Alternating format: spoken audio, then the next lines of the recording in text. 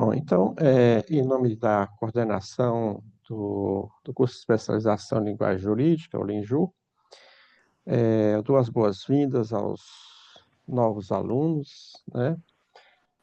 Desejando que vocês tenham um bom curso, que as expectativas de vocês sejam cumpridas no decorrer aí dos nossos 18 meses de trabalho, né? E esperamos que a gente possa, né, a coordenação, o corpo docente, apoio técnico, atender às expectativas de vocês, né? Meu nome é Luiz Francisco Dias, sou subcoordenador. A professora Ana Larissa, né, aqui presente, é a coordenadora, né? E a Isabel, da equipe técnica, né? Também está aqui presente, dando suporte aos nossos trabalhos hoje, né, nessa aula inaugural. Eu acho que no final a Ana Larissa vai apresentar mais alguns detalhes, né, Ana Larissa, sobre o funcionamento do curso, Isso. e a gente começa então, né, para marcar aí a abertura, né, do trabalho dessa turma, com a palestra da professora Ana Larissa, né, e do professor Lucas, né, e desejo, então, aos dois, né, uma boa apresentação e que a gente possa justamente aproveitar aí todo esse conhecimento que eles têm desenvolvido, né, a respeito da pragmática e dos aspectos específicos da linguagem jurídica, né? Então, com a palavra, a Larissa e o Lucas. Obrigada, Luiz. Bem, então eu quero agradecer, assim como o Luiz, agradecer a presença de todos. Alguns que porventura não possam estar aqui, certamente depois vão poder acompanhar a gravação da aula inaugural. Como o Luiz comentou, após essa aula inaugural, que vai ser ministrada por mim e pelo Lucas Marciano, eu vou continuar com vocês um minutinho depois para fazer uma apresentação básica das disciplinas e conversar sobre o andamento do curso. Então, novamente, é um prazer ter aqui a turma nova, né, que ingressou na última seleção, bem como a turma que ingressou no semestre anterior. As duas turmas, então, se juntam agora. Eu começo, então, né, Lucas? Isso, Ana, eu vou compartilhar os slides aqui. Tá.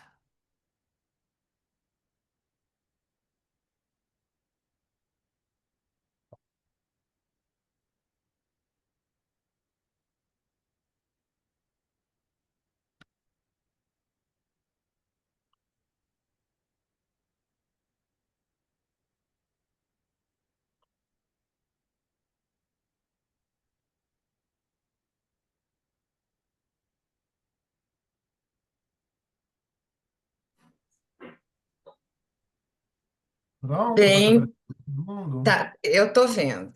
Acho que o pessoal deve estar vendo também. Isso. Aí, conforme você vê que está indo o andamento, você pode mudar ou eu te peço para mudar. Pode ser, Ó, Lucas? ó, Então, tá. Bem, então, Lucas e eu nos reunimos e decidimos fazer uma fala, né? Não se trata exatamente de uma palestra, também nem de uma aula, mas a gente acha que é um diálogo com vocês, uma interação com vocês acerca desse tema, que é gênero, né? E linguagem inclusiva. E a pergunta que vai guiar essa interação entre nós é como a prática social dialoga com a prática legislativa no Brasil.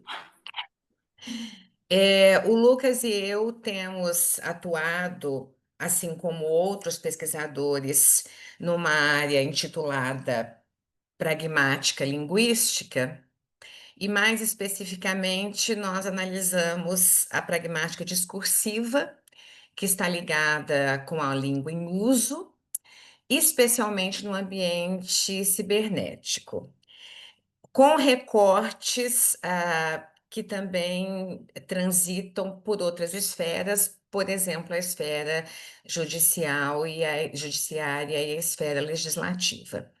Então, esse trabalho ele faz parte de um projeto maior ligado à pragmática discursiva, como o Luiz mencionou na apresentação, que analisa o discurso do ambiente cibernético com essas interfaces do legislativo e do judiciário, entre outras. E o Lucas terminou recém-doutor, né? Terminou doutorado há pouco e no doutorado ele trabalhou com grupos com minorias sexuais, então é um trabalho ligado a estudos de gênero e também a linguagem inclusiva. E junto com a Monique, que está aqui presente, Monique Miranda, que é professora do curso, nós temos um trabalho grande também voltado a mulheres e pessoas LGBTs no ambiente cibernético. Então, pode passar, por favor, Lucas. A ideia inicial desse trabalho, ela veio de um capítulo que o Lucas e eu escrevemos para esse livro. Que está no prelo ele ainda não está disponível à venda, mas alguns capítulos já estão disponíveis no site da editora. O título do livro é Language for Legislation, Legislation Through Language, e ele reúne pesquisadores do mundo todo, pesquisadores dos Estados Unidos, da Itália, da Hungria, da Eslovênia, da Inglaterra, do Brasil, da França, do México, e esses pesquisadores eles têm como eixo comum de estudos a terminologia jurídica e a linguagem que constrói o discurso legislativo e judiciário em vários países. E aí o nosso capítulo é o capítulo 2, acho que dá para aparecer aí no sumário, que é exatamente o tema dessa fala.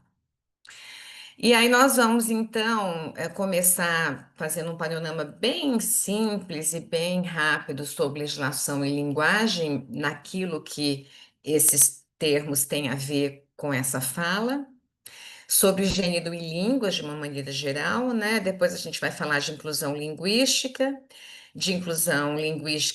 voltada às repercussões ou às reações do público quanto a esse fenômeno, de linguagem da comunidade LGBT+, vamos falar de alguns avanços no campo jurídico brasileiro e outros, né? Depois a gente vai fazer algumas considerações finais e nós incluímos um item 7 que não é exatamente ligado ao tema, não é exatamente ligado ao tema dessa fala, mas ele está ligado a sugestões de pesquisa na área de convergência entre linguagem e estudos jurídicos, que pode ser de interesse para os alunos da turma anterior, que já são alunos veteranos, né, que entraram no semestre anterior e que em breve vão começar os trabalhos de conclusão de curso, e também para os novatos, porque eles já ingressam no curso podendo refletir sobre um futuro tema para um trabalho de conclusão de curso. Pode seguir. Bem, a ideia assim, principal, né, na qual se assenta essa fala e também o capítulo que nós escrevemos, e de alguma maneira também está relacionada à própria concepção do curso de especialização em linguagem jurídica, é essa ideia de que a linguagem é um mecanismo simbólico de inserção social. Então, a linguagem, ela transcende a simples expressão do pensamento, ou ela transcende a ideia de ferramenta de comunicação, para, de fato, ser compreendida como um fenômeno sem o qual nós jamais estaríamos na posição que estamos no planeta Terra.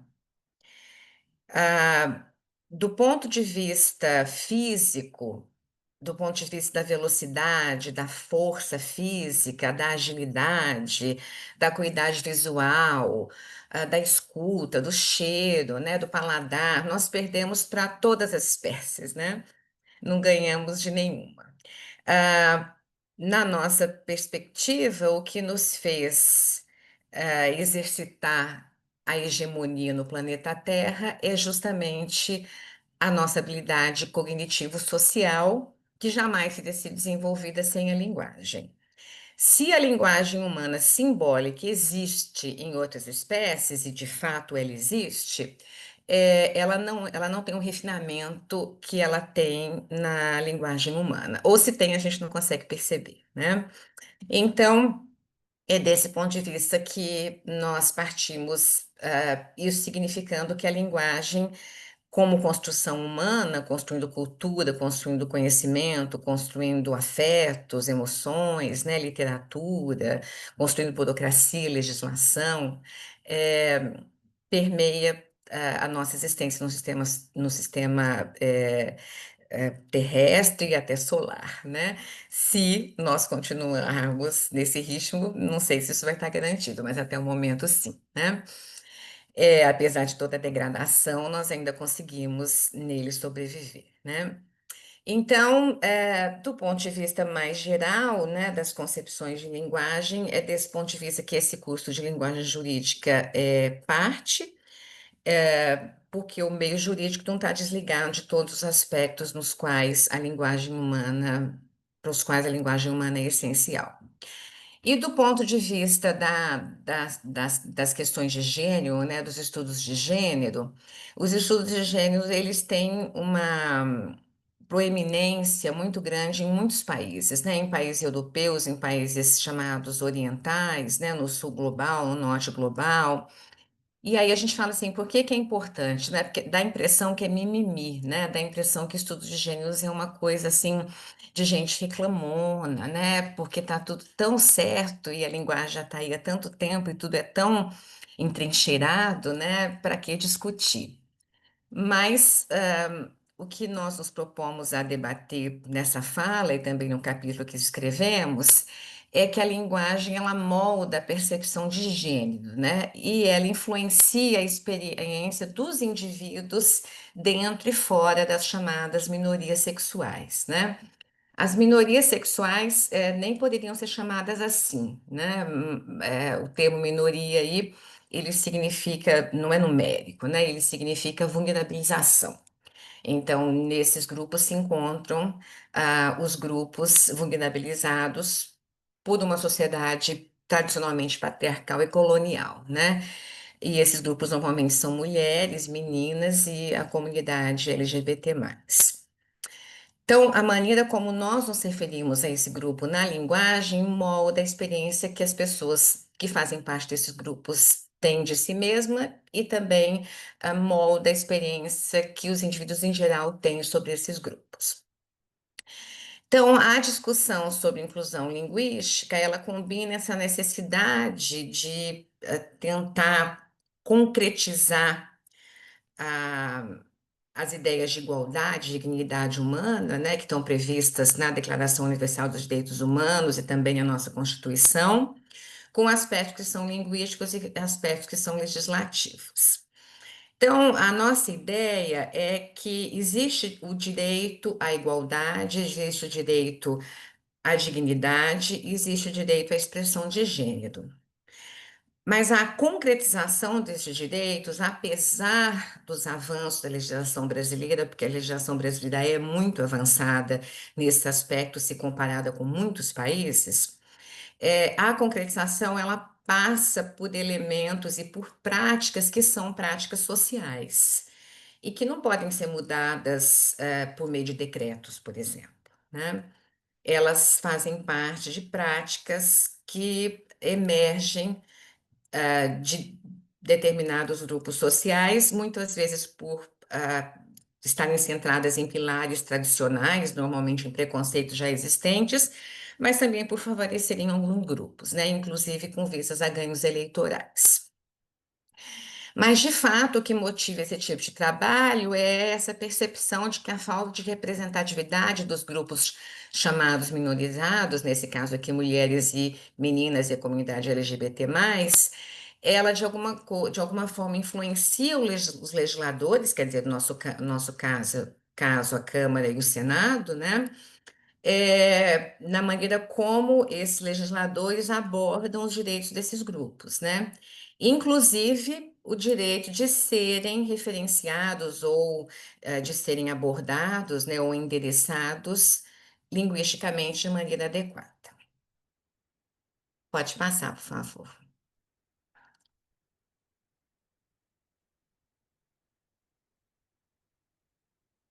Então, os legisladores em geral aqui no Brasil, e também isso acontece em outros lugares do mundo, não é só no Brasil, eles têm demonstrado resistência quanto à inclusão linguística de mulheres e de pessoas LGBT.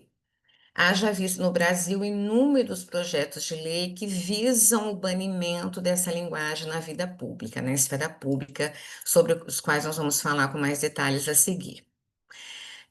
A adoção de formas linguísticas que reconheçam mulheres e pessoas LGBT na legislação, né, ou na esfera pública em geral, ela tem a ver com práticas discursivas que possam conceder voz a esses grupos exatamente por eles serem historicamente superrepresentados. Ao fazer isso, a ideia é que essa prática possa promover o pluralismo e possa enriquecer a democracia, né? Entendendo a democracia como esse espaço plural. E essa recusa, né, da parte de alguns grupos políticos no Brasil e também no mundo, ela revela uma negação dos direitos básicos, né? Essa é a nossa premissa nessa fala. Negar a determinados grupos que são vulnerabilizados o direito de se autodeterminarem linguisticamente é uma forma de negar os seus direitos básicos. E é uma forma bastante explorada no Brasil e no mundo todo pela extrema-direita como forma de ganho eleitoral. Dentro daquela ideia da criação de um inimigo comum, né? Na Áustria, na Alemanha, nos Estados Unidos, esse inimigo tem sido os imigrantes, por exemplo, né? Com maior frequência.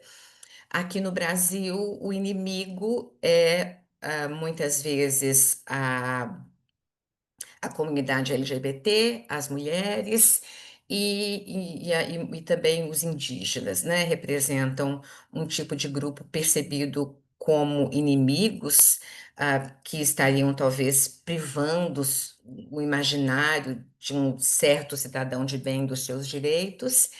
E a extrema-direita no Brasil e no mundo tem se aproveitado de preconceitos já existentes para ganho eleitoral.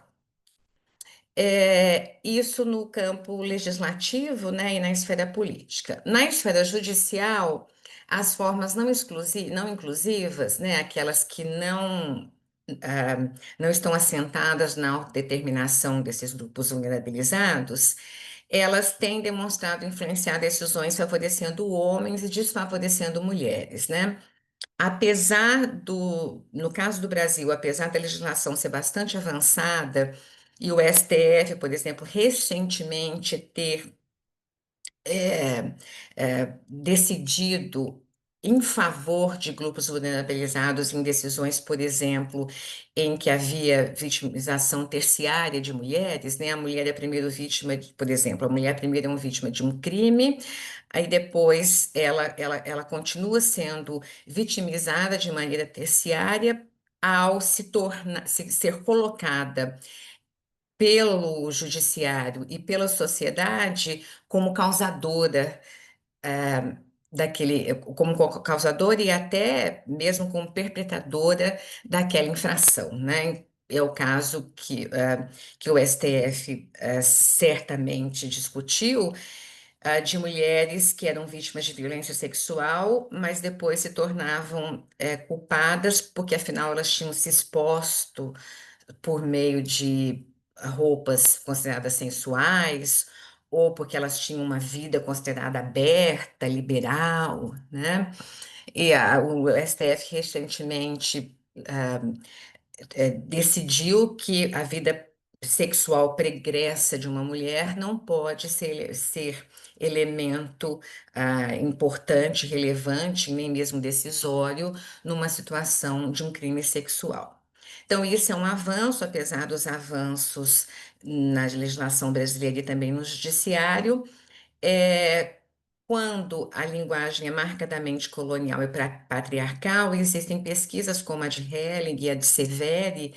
Inclusive, a Fabiana Severi, há uma aula inaugural que ela proferiu no nosso curso há alguns semestres atrás, que está gravada, eu até sugiro quem não assistiu possa assistir, em que ela aborda o viés patriarcal, colonial, machista da legislação brasileira e os reflexos que essa prática tem no campo decisório. Pode seguir, por favor. Bem, então, aí falando de legislação, né, embora a linguagem inclusiva tenha sido reconhecida como um meio de tornar os textos mais representativos, né, e essa abordagem, logicamente, ela não pode ser identificada na Constituição brasileira, porque a Constituição brasileira ela fala de cidadão, né, de trabalhador, de brasileiro, né? Lógico, é claro que dizer brasileiro e brasileira, né, e dizer cidadão e cidadã não era prática na época e nem nós estamos querendo discutir que isso aconteça agora, porque mudar o texto constitucional geraria um estresse desnecessário, né? Não é isso que se pretende. Mas o que se pretende é que os termos, o que nós estamos chamando aqui de linguagem inclusiva, que é basicamente endereçar a linguagem a minorias sexuais, nesse caso especificamente a mulheres e comunidade LGBT+, seria que nos textos da esfera pública, por exemplo, em diplomas, por exemplo, em endereçamentos oficiais de universidade, da Câmara de Deputados, do Senado, houvesse a preocupação em se dirigir a brasileiros e brasileiras, a cidadãs e cidadãos, por exemplo, né? É essa a discussão aqui, embora, claro, no texto constitucional isso não seja mais possível e de fato, não seria nem útil, né? O que a gente imagina é que o reforço da prática social seja hoje uma questão muito mais urgente. Pode seguir, por favor. Mas aí a gente fica assim, né? Mas por que essa preocupação toda, mimimi, as mulheres, a comunidade LGBT sempre foi assim? Quando você diz ele, você porque se você tem 99 mulheres numa sala e um homem, e você diz eles, está normal, porque esse eles, né, o pronome eles é um pronome neutro e ele inclui homens e mulheres, ele não indica masculino.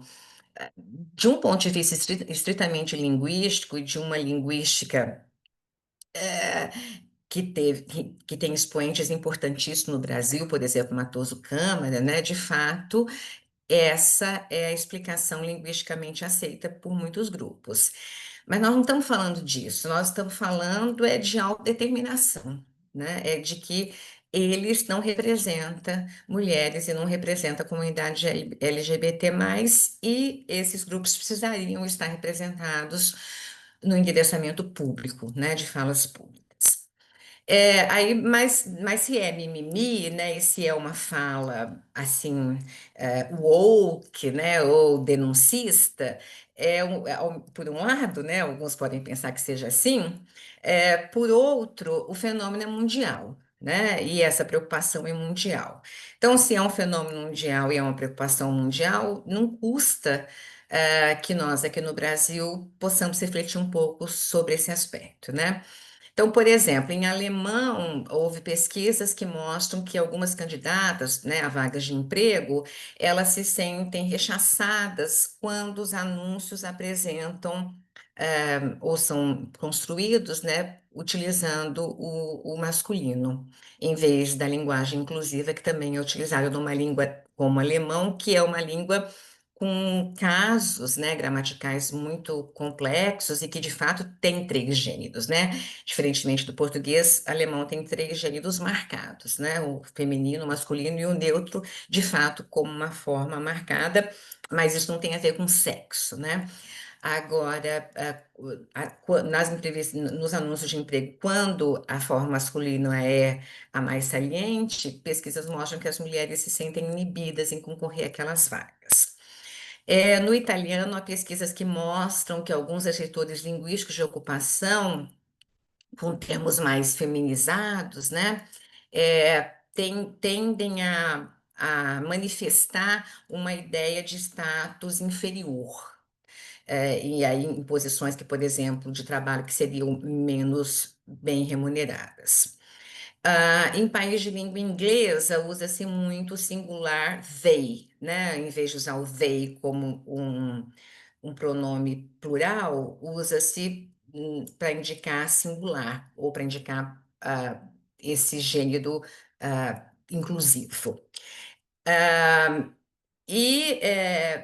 De alguma maneira, os termos relacionados a posições de trabalho, como, por exemplo, advogado, né, que são posições, em geral, socialmente privilegiadas, tendem a ser relacionados não com they, que seria esse pronome mais inclusivo em inglês, mas com he, que é o pronome ele.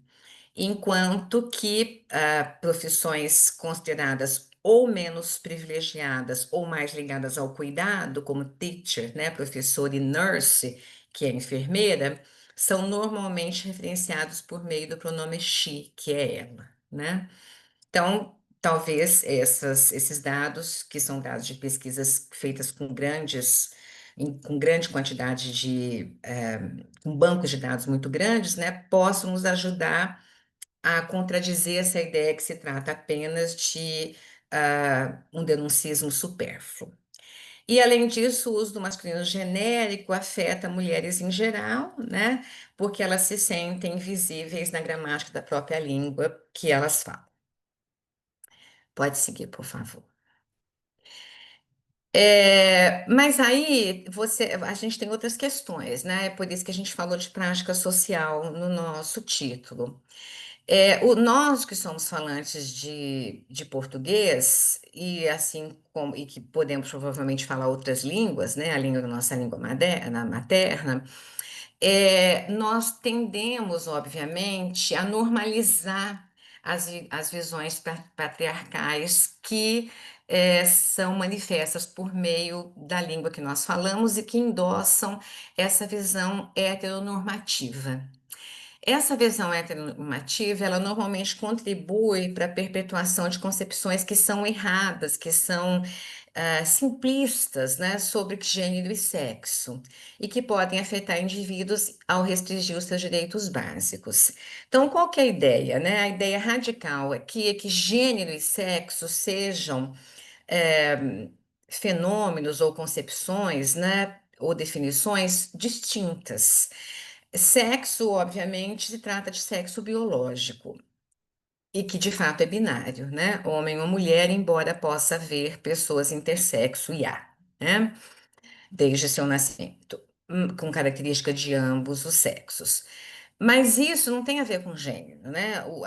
As formas binárias, masculino e feminino, não tem a ver com gênero, não é disso que nós estamos falando, né? Gênero é uma expressão que se forma por meio de práticas que são culturais, individuais, sociais e que não são definidas pela biologia. Então, as pessoas elas podem manifestar seu gênero pelo tipo de cabelo que elas usam, pelo tipo de roupa que elas vestem, pela forma como elas falam, como elas gesticulam, pelo tom de voz. Isso não tem nada a ver com sexo. O fato de biologicamente alguém ter nascido do sexo masculino não significa que essa pessoa vai expressar o gênero masculino ao longo da sua vida, né? Então é disso que nós estamos falando. Nós estamos tentando mostrar que se existe, principalmente na extrema-direita, uma tentativa de equiparar sexo a gênero, nós entendemos que essa tentativa de equiparação, ela seja o que a gente chama de captura discursiva, que é uma forma de você torcer, né, de você subverter a terminologia para ganho eleitoral. Subverter essa terminologia e forçar uma equiparação entre gênero e sexo ressoa muito bem em certos grupos ah, conservadores e preconceituosos da nossa sociedade, né, que ainda é machista e colonial. E por isso, muitas vezes, são utilizados como forma de ganhar voto. Pode prosseguir, por favor. Mas aí, o que que a gente está chamando achando que possa ser inclusão linguística, né? Há alguns grupos, inclusive entre nós linguistas, que utilizam a expressão língua neutra, né? Vocês já devem ter ouvido falar muito isso, né? Língua neutra ou linguagem neutra, né? Que é aquela linguagem ou língua que opta por não utilizar pela recusa, né, ou pela evitação em utilizar opções que sejam binárias, né, e utilize então alternativamente as opções que são não binárias. Isso entre os grupos de usuários da internet, principalmente os mais jovens, né? é, isso é manifesto por meio de menina, né? Arroba ou meninê, em vez de menina ou menino, fica meninê, né? Em que a marca de gênero é apagada, né? Mas não é disso que nós estamos falando, né? Você não modifica a linguagem dessa forma, né? E esse tipo de linguagem pode provavelmente ter bastante repercussão no meio digital e tem, o que é bastante importante, porque isso significando que esse tema da inclusão linguística do gênero é um tema importante e deve, de fato, ser debatido dentro da internet e fora dela, né? Mas nem é disso que nós estamos falando. Nós estamos falando de minimamente usar um tipo de endereçamento que possa ser adequado a múltiplos grupos, né? Então, nós nem estamos dizendo que o texto da legislação, ou que o diploma universitário, ou que ah, o endereçamento público de um reitor ou reitora deva incluir menino, arroba ou meninê, né? Não, mas sim todos e todas, né? Alunos e alunas, por exemplo, né? Como já vem acontecendo com bastante frequência em quase todas as universidades brasileiras, né? Mas ainda mais para ser feito. Pode continuar, por favor. Aí a gente está dando uma amostra aqui, né, de um print que foi tirado do Departamento de Ensino de Alemão, né, de Ensino e Intercâmbio de Alemão, que é o DAD, e aí o DAD, então, faz essa postagem, né, mostrando o que nós estamos tentando debater nessa fala, né, que é a prática social, mostrando que não adianta você ditar uma norma, né, é preciso que a população se incorpore dela, ainda mais quando se trata de uma norma linguística. Não se muda ou não se opta pela linguagem inclusiva apenas porque alguém mandou fazer isso, né? É preciso que a sociedade se mobilize nesse sentido. Então, nessa postagem, o serviço de ensino e intercâmbio de alemão mostra que a maioria, que alguns, né, falantes do alemão, eles usam os chamados neopronomes, né? E que, no caso do alemão, seria o they, né? Tem uma certa familiaridade com they do inglês, e ele funciona como singular, como pronome de singular, neutro, né? Querendo dizer aqui inclusivo, e pode ser aplicado nos quatro casos da língua alemã, no nominativo, no acusativo, no dativo e no genitivo. Então, é uma forma que a população alemã tem utilizado, por exemplo, em anúncios de trabalho, em pronunciamentos públicos, para tornar a linguagem mais inclusiva. Pode seguir, por favor. É, e aí, eu vou mostrar aqui, e aí depois o Lucas vai continuar, né? Aí a gente pensa assim, eu acabei de dizer, né? Você não consegue fazer isso por decreto, a prática social é emergente, né? As formas, um princípio básico da linguística é que as formas linguísticas elas emergem de funções sociais, né? Não é que a língua existe lá abstratamente como um ser etéreo e aí as pessoas começam a falar, né? Ou a escrever, ou não. As formas linguísticas, inclusive as formas gramaticais, mesmo aquelas mais radicalmente eh, ou morfologicamente circunscritas ao verbo, por exemplo, elas são formas que emergem da prática social, né? Todas as formas linguísticas, a gramática de uma língua, ela emerge de pressões que são sociais. Um exemplo muito básico, né, disso é, sei lá, você pensa num verbo, vamos pensar aí, o verbo estávamos, nós estávamos, né? Não é à toa que o radical, né, que vem de estar, seja escrito primeiro, né? E depois a marcação de número, por exemplo, que nesse caso é o plural, né? E a marcação de tempo, que é o tempo passado, né? O pretérito imperfeito, vem depois, né? Na formação do verbo. Então, aquilo que representa uma entidade lessical, quer dizer, que tem significado para o falante, que nesse caso seria um significado de estado, ele aparece primeiro na formação verbal, na morfologia do verbo, né?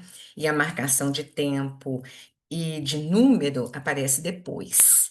Isso tudo mostra que até num elemento assim tão mínimo da morfologia verbal, né, tão específico na morfologia verbal, as pressões sociais elas incidem sobre a língua, né? Outro exemplo é o caso da voz passiva. Você fala ah, cometeram-se erros, né?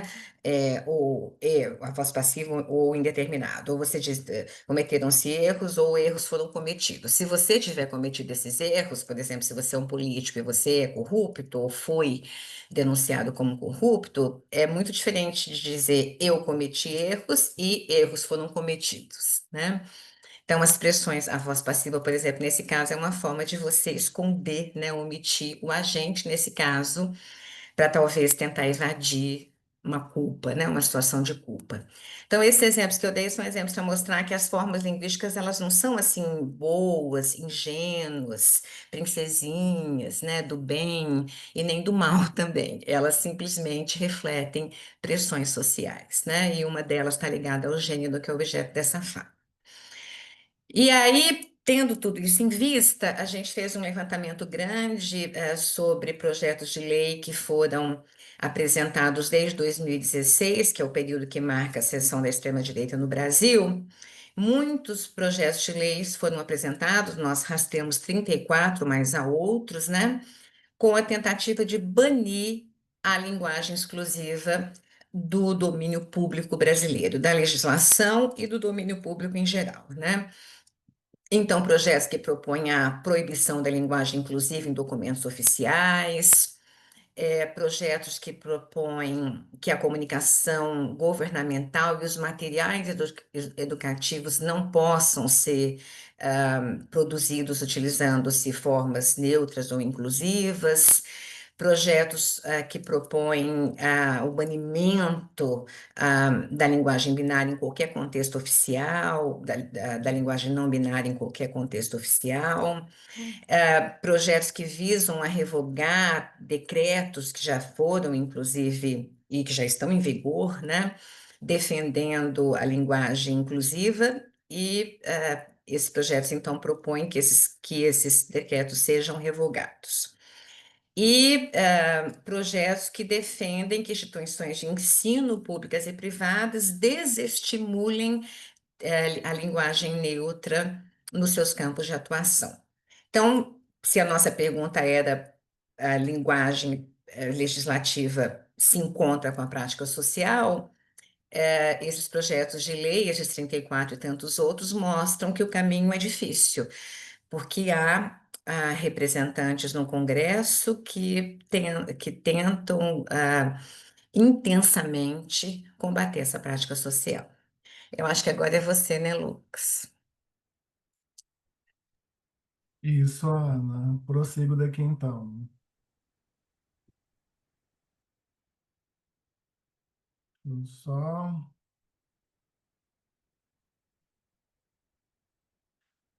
Então, pessoal, dando sequência, né? Na verdade, eu pego o gancho aqui na fala da Ana justamente sobre esses projetos, né? Tá todo mundo me ouvindo bem, gente? Só para eu saber?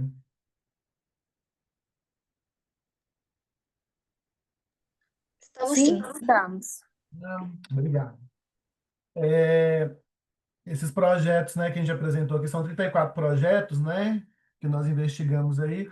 Eles representam uma disputa, né, ideológica, disputa social, né, a gente está falando de representação, de linguagem jurídica inclusiva, para que possa acolher de fato os. Deixa eu ver o que o pessoal está comentando aqui. Ah, sim, obrigado. Era só o retorno mesmo. Para que de fato a linguagem jurídica acolha, né, as comunidades minorizadas aí, mulheres, LGBTs, né, e para que de fato essa linguagem jurídica também faça valer aquele princípio básico que é o da isonomia, né, para que todos sejam tratados aí perante a lei com a ideia da igualdade. Mas a gente vê que esses projetos eles entram e promovem um campo de disputa, né? Tem esses 34 projetos aí, como a Ana já mencionou, que de alguma forma tentam barrar o uso da linguagem inclusiva em espaços públicos, né? Seja nos documentos legais, seja no ambiente escolar, por exemplo. E nós também temos, por exemplo, decisões recentes aí do STF que derrubam esses projetos, né? Então, recentemente, o STF derrubou essas tentativas aí de exclusão do uso da linguagem chamada de neutra, né? Ou linguagem inclusiva aí. Então, a gente vê que a gente está falando de um campo de disputa, essa disputa acontece por meio da língua, é uma disputa linguística, mas que tem reflexos aí nas questões sociais. E aí, como a Ana bem falou, né, a gente está falando também dessa captura discursiva, que também passa pela promoção de uma histeria coletiva, né, porque essa questão da linguagem neutra ela acaba caindo em várias ideologias deturpadas, né? E vem a ideologia de gênero, né? Porque é uma forma de promover a ideologia de gênero, né? Enfim. E a gente está falando justamente de uma questão que está na base da sociedade, né, que é a inclusão, né? Então a gente vai dando sequência aqui falando desses projetos, também dessas repercussões, em relação às propostas de uso dessa linguagem inclusiva e como que a sociedade, né, nos seus campos aí, né, na esfera jurídica, por exemplo, né, na esfera legislativa aí, como que as pessoas repercutem essas tentativas de uso dessa linguagem inclusiva, né? Qual que é a percepção social? E já vou adiantar, né? A percepção não está necessariamente pautada em questões legais, né? As pessoas se valem de um discurso ou gramatical, né? Tradicional, ou falando de legislação, mas a gente percebe que tem um preconceito por trás aí.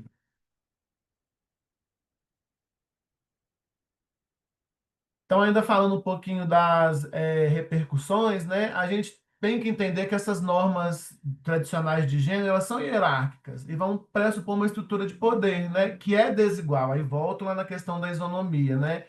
E essa desigualdade vai prejudicar grupos específicos, que são esses recortes que nós temos apresentado até então, né? Mulheres, grupos vulneráveis, as minorias sexuais, né? Falando aí da população LGBT+. Então, a gente está falando de uma subrepresentação de uma exclusão, né? Então, a gente não encontra aporte no texto legal, né? Nas práticas legislativas, um aporte que de fato reconheça esses grupos como pertencentes à sociedade, né? Porque eles não são afastados da sociedade, eles não são desvinculados do convívio social, mas a gente não encontra aporte nesses textos que se dizem para todos, né? Que são formas de representações legais aí que deveriam ser para todos e para todas, né? Considerando aí as minorias sociais. A gente vê então uma resistência, e aí a gente usa uma palavra que acho que ilustra muito bem o que é uma abominação à linguagem inclusiva. E nas pesquisas que a gente tem feito, né, a gente percebe que essa abominação ela parte de um lugar também de desconhecimento de alguns e, na verdade, muito conhecimento de outros que são muito articulados, né, que conseguem articular essa disputa linguística e legal também, para gerar uma histeria coletiva, para gerar desorientação e para gerar uma discussão que não é voltada para aquilo que deveria ser discutido, né? A inclusão das minorias sexuais, das mulheres e dos LGBTs. Na verdade, gera-se uma discussão em cima de uma quimera, né? Um monstro ali que não existe, né? Relacionado à deturpação da língua, porque a inclusão linguística, né? A linguagem neutra ou inclusiva é uma deturpação da língua, né? A gente vai mexer nas estruturas. O português ele já é neutro, ele já tem a sua neutralidade, né? Mas como a Ana bem explicou, a gente está falando de como que essas práticas linguísticas refletem, né, ou minimamente espelham aí, ou minimamente abarcam esses grupos sociais é, que já não têm tanto espaço assim, né, que não são tão representados socialmente, não ocupam posições de poder ou não ocupam minimamente posições na sociedade, né? Estão sempre aí negociando o seu espaço social, né? E essa negociação linguística tem acontecido o tempo todo. Só que quem tem o poder de discutir as leis ou promover as leis, ou inclusive julgar, né, o segmento ou não das leis, não tem considerado esses grupos, né? E a gente volta na palavra que está aparecendo aqui o tempo todo, né? São grupos subrepresentados o tempo todo, né? Em várias esferas aí da sociedade. O argumento principal, então, que a gente vê, né, é que essa linguagem, inclusive, ela é supérflua, desnecessária, né? E aí o argumento que a gente vê que alguns gramáticos usam, mas fazendo uma análise estritamente gramatical, mas que é uma análise que é reapropriada por vários grupos aí, né? Principalmente do campo político e da extrema-direita, para se valer de uma negação da linguagem inclusiva, né? Então é aquela ideia, mas o português já tem, né, o masculino marcado, né, o feminino marcado e o masculino que também é usado como neutro, né? O exemplo da Ana foi, se numa sala eu tenho 99 mulheres e um homem, eu uso eles, né? E aí essa concepção de que há o eles, o todos, né, já marca o cidadão, homem, já marca o coletivo, né, já marca a ideia de neutralidade, para que então propor o uso de uma linguagem inclusiva?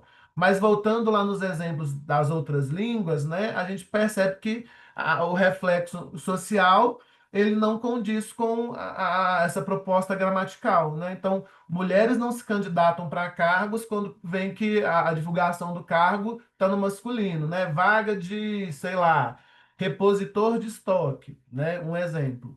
Ou seja, só homens podem se candidatar, né? Será que tem uma barreira linguística aí que impede que mulheres pensem, também pode ser repositora de estoque, né?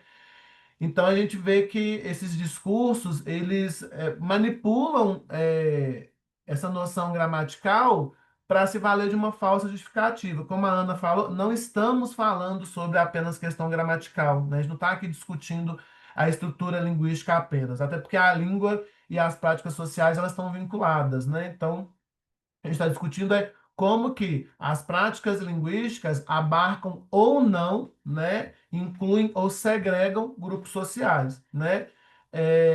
Essa ideia de pureza da língua portuguesa, né, como se a língua fosse imaculada, imutável e não pudesse em nenhum nível ser modificada, né? A gente está falando de de línguas que são usadas, né? O processo linguístico aí, né, a gente entra na questão das variações linguísticas, o processo de uso da língua é natural, é contínuo, e aí a sua mudança ela acontece o tempo todo, né? E, obviamente, a gente não consegue impor mudanças simplesmente por uma opinião ou por uma concepção individual ou de um grupo menor, né? Mas a gente percebe que existem demandas sociais, né, de grupos sociais minorizados, demandas relacionadas à representação linguística nos espaços públicos. E aí a questão que a gente coloca é como que essa demanda social, né, de um grupo ou de grupos aí, ela está de fato sendo seguida ou respeitada ou minimamente colocada em discussão para que de fato essas pessoas se sintam participantes dessa sociedade, né? Como que os textos jurídicos, como que é a legislação, como que os documentos oficiais, como que as práticas do dia a dia englobam esses grupos sociais, né? Então são grupos que demandam essa representação e essa representação ela vem e precisa vir também pelo meio linguístico, né?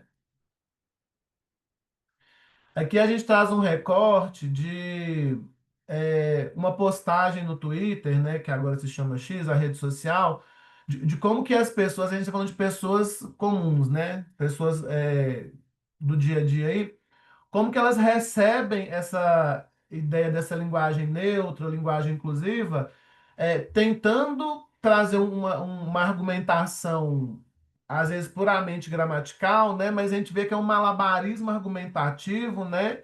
Chega a beirar uma desonestidade intelectual, de parecer que a gente está discutindo uma coisa quando a gente está discutindo outra, né? O usuário do Twitter ele faz uma postagem assim, ó, sobre a linguagem neutra. Linguagem neutra é uma aberração. É ilegal, pois que a língua oficial no Brasil é o português, né?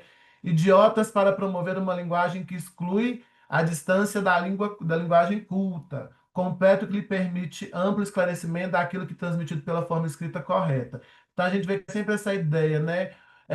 A língua oficial é o português, né? Então não existe um português, né? Então não entra nem a variação, porque existe uma língua oficial do Brasil, que é o português. E aí também a gente tem um ataque a quem não usa esse português oficial imaculado, né? São idiotas que promovem uma linguagem que exclui e que distancia da linguagem culta, né? Porque a linguagem culta é o objetivo, né? Então qualquer coisa que não seja culta, oficial, tradicional, está maculando, né? Tá destruindo a língua brasileira, né? E é essa língua que permite o amplo esclarecimento, né? Então é só o português tradicional, o, entre aspas, correto aí, que permite a transmissão do esclarecimento. E aí é que a gente vê que a pessoa está se valendo de um malabarismo, né? A gente pode questionar o que é o português único, né? Existe só uma forma de expressão linguística, né? A gente não está falando, estou falando de Brasil, de um país com dimensões aí continentais, que tem a variação linguística que é natural, inerente a qualquer língua em uso aí. Eu não estou falando de abarcar várias possibilidades dentro da própria língua, né? Não falando nem da questão só de inclusão, mas de territorialidade, de nível socioeconômico, né? De grupos sociais com suas práticas linguísticas que vão variar ali no tempo e no espaço, né? Então a gente vê, essa postagem aqui é só um exemplo, né? Mas na nossa pesquisa nós trouxemos outras que trazem essa mesma ideia, né? A linguagem inclusiva, a linguagem neutra é uma forma de destruição do português correto, né? E entra essa ideia do que seria o correto e o errado. Aí a gente traz a ideia do Wodak aqui sobre o uso da linguagem como com esse processo de emocionalização, né? De causar essa comoção coletiva para promover a retórica da extrema-direita, né? A extrema-direita se vale desse discurso, que é um discurso bélico, é um discurso violento, é um discurso agressivo, mas mascarado com essa questão de promover uma emoção coletiva, né? Por isso que eu falei histeria coletiva. É aquela ideia de ameaça, é criar um inimigo, né? Como a linguagem neutra é um inimigo, e essa linguagem ela não vem sozinha, ela vem acompanhada da comunidade LGBT que quer promover ideologia de gênero nas escolas para as crianças, quer reformular a concepção do que é língua, quer reformular a estrutura social, quer ameaçar o status quo, né? Então vem esse discurso muito carregado de emoção para mobilizar, né? Para capturar apoiadores que vão defender essa ideia, né? Não realmente a linguagem, incluir as pessoas linguisticamente, né? Não é o caminho, porque a língua já faz isso naturalmente, né? Eu já tenho o português que já faz isso muito bem. E a gente sabe que não, né? Em relação a, fazendo um recorte aqui específico sobre a comunidade LGBT e os avanços, né? Como a gente, o nosso tema hoje aqui é como que a legislação e a prática andam juntas aí, ou não andam às vezes, né? Como que a legislação, de alguma forma, abarca esses grupos sociais, legalmente falando ali nos textos da lei, né? Então a gente fez um panorama bem breve aqui das conquistas no campo jurídico para a comunidade LGBT, né? Aí eu pego um pouquinho mais recente, que é de 2021. O STF ele permitiu a realização de consultas e exames médicos independentemente do sexo biológico, né? Como foi dito aqui, a gente não tá, sexo biológico é uma coisa, gênero é outra, né? O SUS também teve mudanças aí na questão da autodeclaração de gênero e adaptação da certidão de nascimento, né? Hoje, então, a pessoa também tem acesso a o uso do nome social, que foi, o decreto foi assinado lá em 2016 pela então presidente Dilma Rousseff, né? E também o reconhecimento da identidade transexuais em documentos oficiais. Então a gente vê que, né, agora falando da prática legal, né, existem decretos, leis, né, decisões aí que asseguram o reconhecimento da identidade de pessoas trans e travestis nos seus documentos ou no âmbito da saúde, aí, por exemplo, né? Lá em 2018, por exemplo, o MEC autorizou que os alunos usassem o nome social no ensino obrigatório, né? Inclusive também para prestar a prova do Enem, por exemplo, né? Então, hoje, os espaços públicos aí, eles têm que reconhecer e têm que permitir o uso do nome social, que é aquele nome que a pessoa escolhe, né, para como sua identidade, né? Pessoas trans e travestis que não se reconhecem com o corpo de nascimento, né?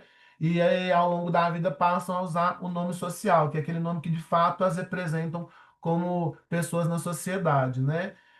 E também nós temos um decreto lá de 2024 que exige a flexão de nomes de cargos públicos de acordo com o gênero do titular, né?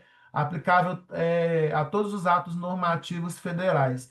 Aí daqui eu puxo uma memória que a gente deve ter, né? Quando a Dilma Rousseff foi eleita a primeira mulher presidente do Brasil, entrou em disputa muito o uso da palavra presidenta, né? Inclusive tem uma lei, né?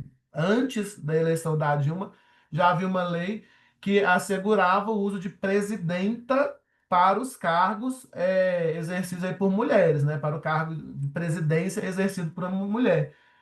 Mas entrou em disputa esse uso, né? É um uso ideológico, presidente. Não existe presidenta, existe presidente. E eu lembro que à época muitas pessoas começaram a deturpar o uso, falando, não existe estudanta, por que que existe presidenta, né? Fazendo uma extensão da regra aí e se aplicando apenas a uma questão gramatical. Se eu não tenho estudanta, gerenta, por que que eu tenho presidenta? Mas existe uma lei, né? É um texto legal assegurando o uso do feminino nesses cargos, né, de chefia que são ocupados, porventura, por mulheres, né? Então a gente também está falando dessa disputa, né? Ela sempre cai na questão, é ideológico, né? É o mimimi, como a Ana falou, né? O mimimi é a dor que não me alcança, né? Então, se o outro não se sente representado, aí é uma questão dele, né? A partir do momento que a linguagem que marca o masculino me atende muito bem, né? Então tá ótimo, né? Tá funcionando para um grupo que tem dominância na sociedade. Por que que a gente vai questionar os grupos que não têm dominância ou que não têm nem representação? E aí a gente volta para aquele campo de disputa, né? E que é uma disputa que ocorre de maneira linguística aí, mas por questões sociais, né?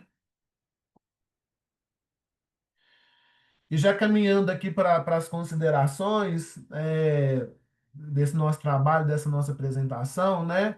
A gente precisa entender que a formulação das leis, né, ela precisa considerar e abarcar a sociedade como um todo, né?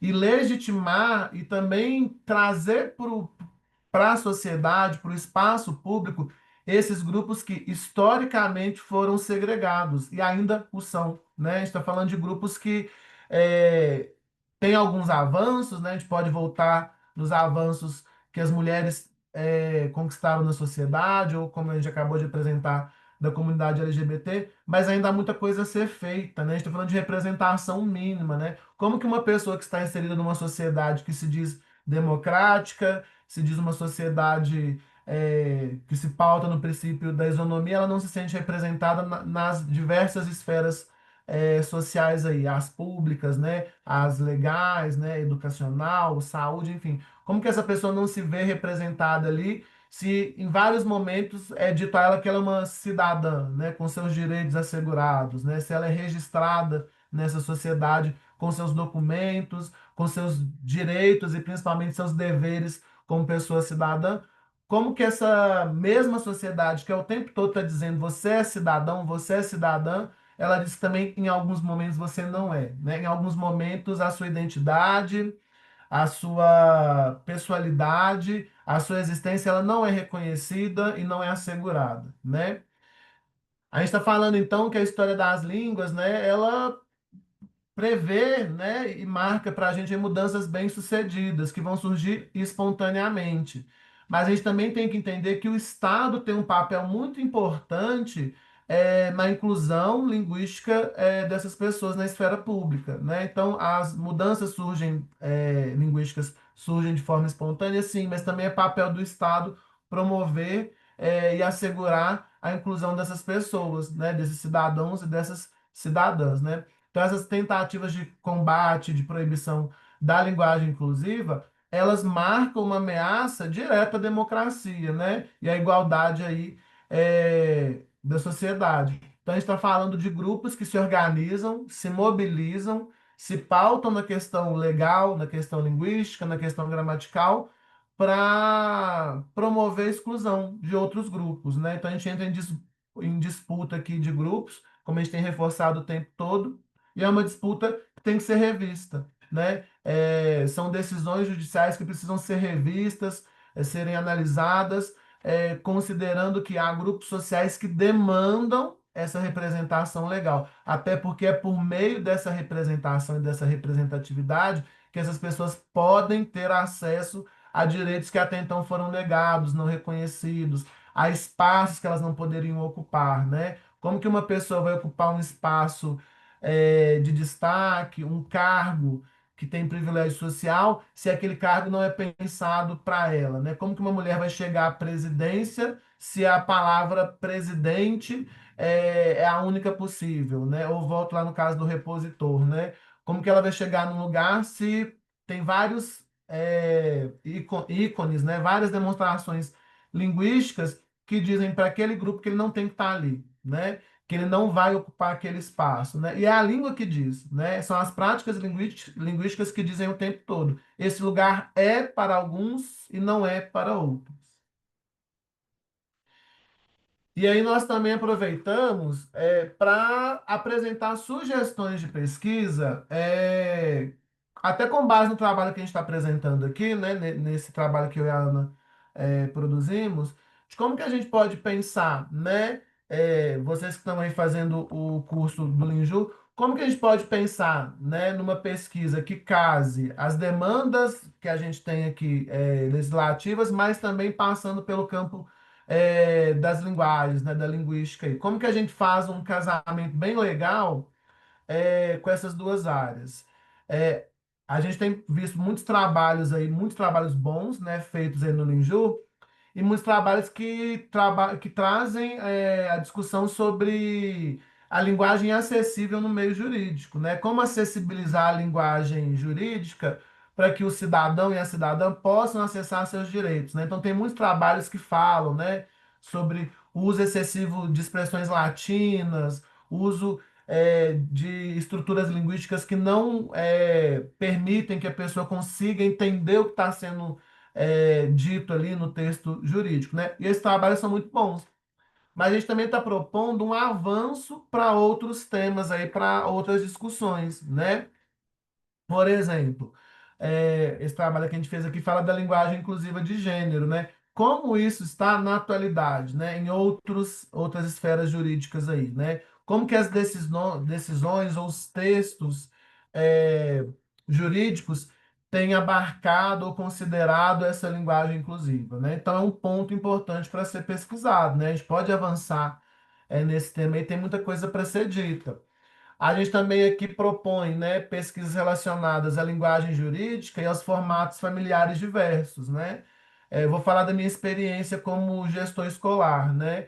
Os documentos, durante muito tempo, documento escolar vinha com a denominação pai e mãe, né? Para crianças que não tinham pai ou não tinham mãe, que eram criadas pelo avô, pela avó, pela tia, pelo irmão mais velho, né? Enfim, e como é que a gente faz com esse documento, né? A criança não tem pai ou não tem mãe, né? Às vezes não tem no registro. Como que esses documentos legais refletem essas novas organizações familiares, né? Simplesmente trocando por um termo como responsável, por exemplo, né? Que já tem acontecido, mas como de fato a gente tem visto esse reflexo aí, né? Como que o sistema jurídico legislativo considera essas novas famílias nos documentos oficiais. Então, é um ponto que, para quem tiver interesse, né, é um ponto interessante para ser pesquisado. A gente também pode falar do nome social, né? Hoje o nome social ele é reconhecido, né? A pessoa tem o direito a esse uso. Mas ter o direito é muito diferente de ter o acesso, né? Como que a gente também está promovendo esse acesso, legalmente falando, para essas pessoas, né?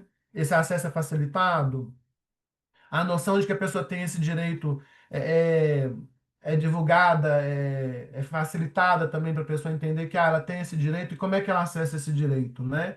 Então, a gente também pode pensar em pesquisas assim, como que os documentos estão refletindo essa demanda de grupos minorizados, né? Pessoas trans, pessoas travestis, como que reflete, né? Como é que esse documento reflete, ou como ele não reflete essa demanda. Também pode pensar em pesquisas falando da linguagem sexista, né, que marca aí gênero, né? Os textos ainda refletem essa prática sexista que a gente tem, né?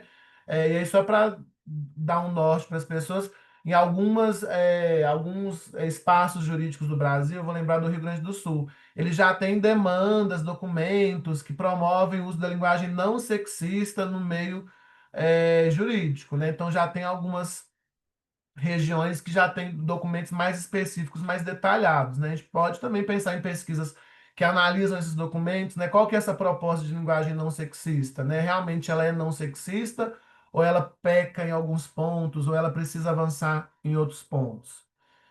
A gente também pode pensar no racismo que é promovido por meio do uso da língua, né? O racismo linguístico, em decisões judiciais, em textos legais aí, né? Como as pessoas eh, fazem referência a esses grupos étnicos raciais, né? Como que a linguagem perpetua um preconceito, uma segregação ou combate de alguma forma, né? Então a gente está falando de racismo linguístico, mas a gente também pode pensar em práticas antirracistas, né? Então é um ponto interessante.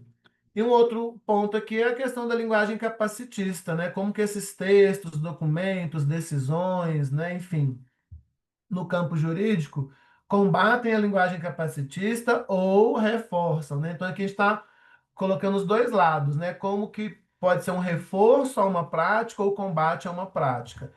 E para ilustrar essas possíveis pesquisas, a gente traz alguns recortes aqui de postagens, né? Que mostram, né? Alguns espaços que já se atentaram à necessidade dessa inclusão de grupos sociais e que fazem isso por meio da língua, né? A gente tem aqui uma postagem lá do Tribunal de Justiça de Roraima, que eles estão dizendo que eles passaram a adotar nos textos, alguns textos de divulgação, eles passaram a adotar nos cartazes informativos línguas indígenas e também o espanhol, né? Então eles divulgam informações lá para a população, né? Considerando que existem grupos linguísticos coabitando o espaço ali, né? Pessoas que falam português, mas que também usam as línguas indígenas, né? O espanhol também. E aí eles fazem postagens nessas línguas indígenas e no espanhol. Então, é uma forma também, é uma prática inclusiva, né? Não é só inclusão é, pontual, mas de grupo, né? Então, a gente está falando de uma estrutura linguística que é considerada aí para que esses grupos possam ter acesso a direitos que são garantidos aí, né? Mas como é que a pessoa vai ter acesso a um direito se a primeira barreira é a linguística, né? E a gente tem um segundo recorte aqui, que é a questão do. É uma notícia sobre o uso da bandeira LGBT, né, lá no parlamento alemão. O chanceler ele traz uma fala muito problemática, para dizer o mínimo, sobre o uso da bandeira lá no parlamento, né? Decide que não vai ter mais o hasteamento da bandeira. e ele fala que a sede lá do Legislativo não é uma tenda de circo, né? Então é uma linguagem extremamente agressiva e violenta, né? Como se a comunidade LGBT, sua representação, fosse algo caricato, né? Enfim, né? É uma tenda de circo, né? Enfim. Então a gente também pode pensar, né, nessas questões que ocorrem de representatividade por meio das questões linguísticas, né? Então a gente tem um líder político aí que está indicando que não vai promover essa representação de um grupo social minorizado, né? Porque na concepção dele, isso seria o quê? Transformar o parlamento ali num circo, né? A gente ainda também tem lá o TJ de Roraima, que fez essa postagem sobre a linguagem capacitista, né? Então eles fazem um postzinho é um programinha deles lá, né, que se chama Vamos Falar sobre Capacitismo, e eles usam uma expressão que é marcadamente capacitista, né? Andar mal das pernas, né? E coloca lá, essa expressão é capacitista, pois associa dificuldade motora a fracasso, né? Então eles têm esse olhar mais atento a essa linguagem, né? A gente viu alguns trabalhos de grupos anteriores que foram nas redes sociais, né, de algumas redes sociais, justamente analisar essa linguagem jurídica que é traduzida para uma linguagem mais popular, para tornar mais acessível o conteúdo. Aqui é um exemplo, né, de como que uma esfera política aqui pública, né, legislativa, desculpa, usa a sua rede social de forma mais acessível, mais atrativa, para também combater um uso linguístico aí que a gente não deve ter, né? Que são as expressões capacitistas. Então, a gente pode pensar em trabalhos assim, tanto na acessibilidade do acesso à informação, nas mídias digitais, mas também sobre o uso que a gente faz da língua, né? Para não promover capacitismo, racismo, homotransfobia, né? Elitismo, enfim. E tem um outro ponto aqui também, que é a criação do chat JT, né? A Justiça do Trabalho criou um chat, né, estilo chat GPT, para facilitar o trabalho na área aí, né? Então, eles mesmos divulgaram aí. E é interessante também analisar o uso da inteligência artificial nesses espaços jurídicos, né? Como a inteligência artificial é empregada, a gente tem que entender também que a inteligência artificial ela recorre a banco de dados, né?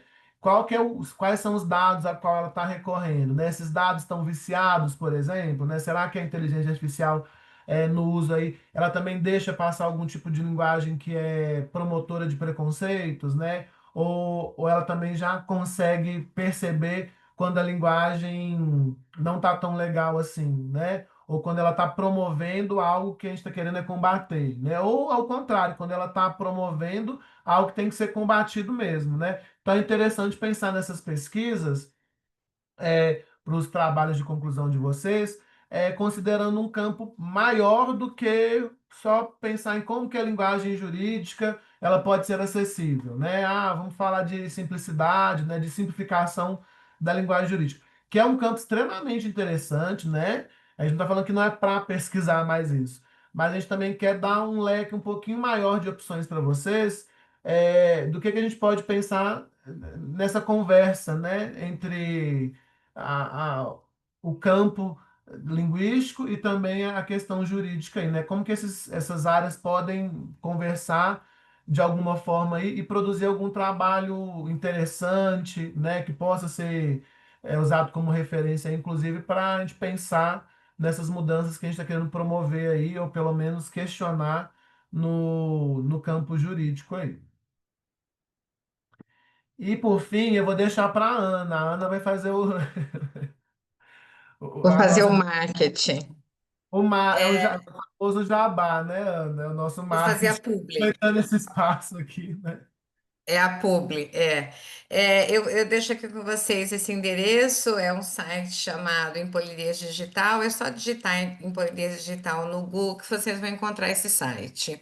É um Muito bom. site de nosso projeto de pesquisa, o Lucas é apreciador convidado, a Monique que está aqui, é professora do curso e está aqui assistindo a palestra, a Monique Miranda também faz parte desse projeto, e outros pesquisadores. E nós precisamos a chamada em polidez digital, que também no discurso comum chamado de discurso de ódio, né? e nós pesquisamos esse discurso perpetrado contra minorias sexuais, especialmente contra mulheres eleitas, contra juízas e contra a população LGBT. Especificamente, nós analisamos quatro figuras públicas: a Erika Hilton, a Sâmia Bonfim, a Duda Salabert e a ministra Carmen Lúcia. E analisamos os ataques contra elas, entre outros casos que a gente estudou. Aí, quem tiver interesse, depois pode dar uma olhadinha no projeto. Obrigada. Isso, obrigado, Ana. Eu deixo os nossos contatos aqui, tá? Gente, quem quiser mandar e-mail, tiver alguma dúvida que não quiser perguntar aqui, esses lá a gente vai disponibilizar, né, Ana? Até para que vocês tenham acesso às sugestões de pesquisa que a gente está propondo aqui. Isso, a Isabel vai postar.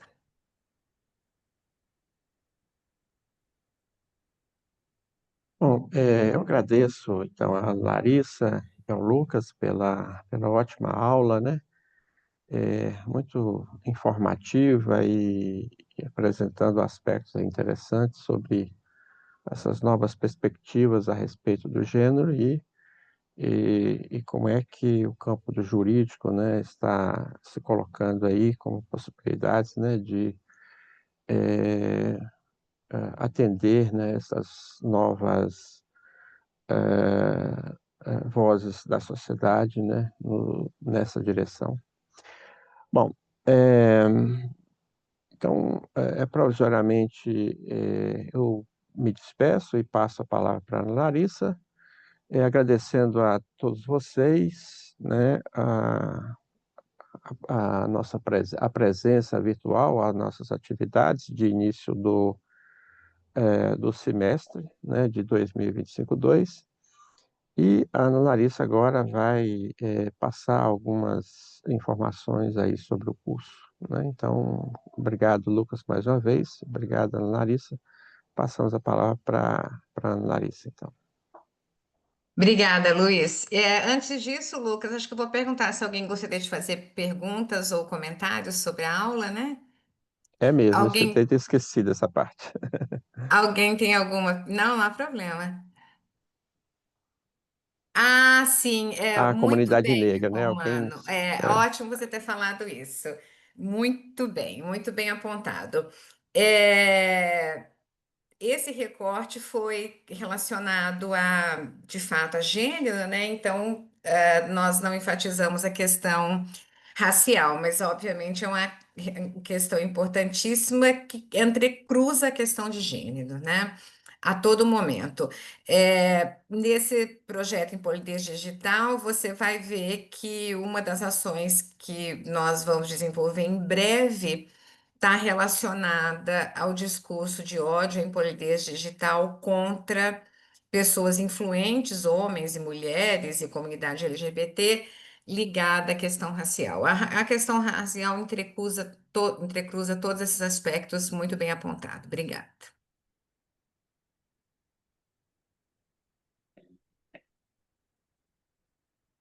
Senhora analista, dona Larissa, bom dia, tudo bem? É o Romano. Inclusive, quando os professores abordam aí a questão do mimimi, eu estou terminando o curso agora, eu já vou para a fase do artigo. E a minha ideia era fazer um artigo exatamente sobre esse letramento racial, mas eu fiquei assim meio sem jeito e achando que seria algo assim, não menos importante, mas achei que eu não seria alguma coisa assim, mais voltado para o mimimi. Mas vendo essa aula de vocês hoje, eu percebi que o quão importante é abordar esse assunto.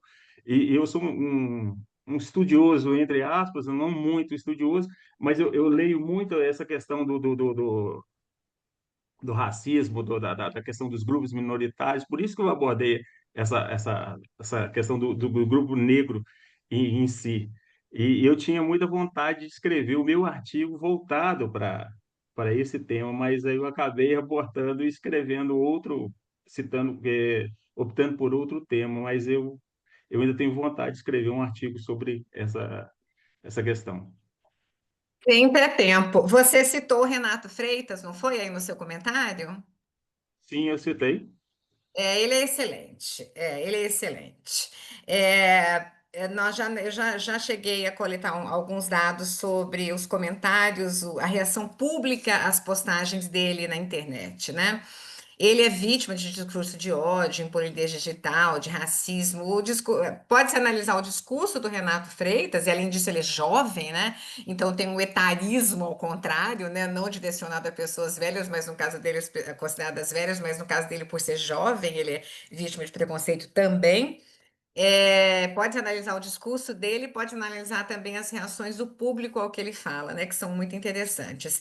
Mas esse artigo aí que você não fez para o TCC, você pode fazer mais para frente e publicar em uma outra revista, ou se você for fazer mestrado, sempre é tempo. Ok, obrigado. Posso comentar Obrigada. também, Ana, rapidinho? Claro. É sobre a fala do Romano. Acho que é um receio que a gente tem, né? De fazer uma pesquisa que fica parecendo que ela é panfletária, né? Que a gente está ali distribuindo panfleto e não produzindo conhecimento científico, né? Eu acho que a questão, Romano, a gente está analisando algo que acontece, né? São práticas que de fato acontecem, a segregação, a violência é, que é intermediada aí pela língua, né, que é mediada pela língua, pelas práticas linguísticas, em vários ambientes. Então, a gente faz uma descrição, uma análise do que de fato acontece, né? Só que, obviamente, a gente faz uma análise pensando tal, qual que é o problema que se insere ali e quais são as possibilidades para que esse problema possa ser questionado, que a gente possa propor uma reflexão em cima desse problema, né? Como que a linguagem jurídica pode contemplar esse problema para que as populações minorizadas, né, sejam minorias sexuais ou a questão do movimento negro, por exemplo, como que esses grupos sociais possam de fato se sentirem ali representados, né? Então, acho que assim, a sua proposta aí que você pensou de artigo, ela é excelente, né? Você mesmo falou que mudou o tema, mas acho que para frente é um trabalho que você já pode ir pensando para fazer.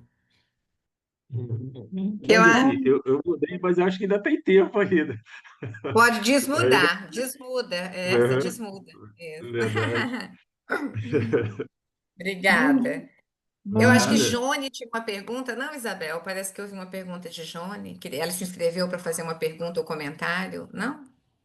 Sim, eu Bom, coloquei aí. Não tô me ouvindo bem? isso. Sim, sim. Eu sou o John, eu sou aqui de Manaus, aqui do Amazonas, aqui do Beleza, hein? Norte. Queria parabenizar o professor Lucas, a professora Ana, né? Uma aula belíssima hoje.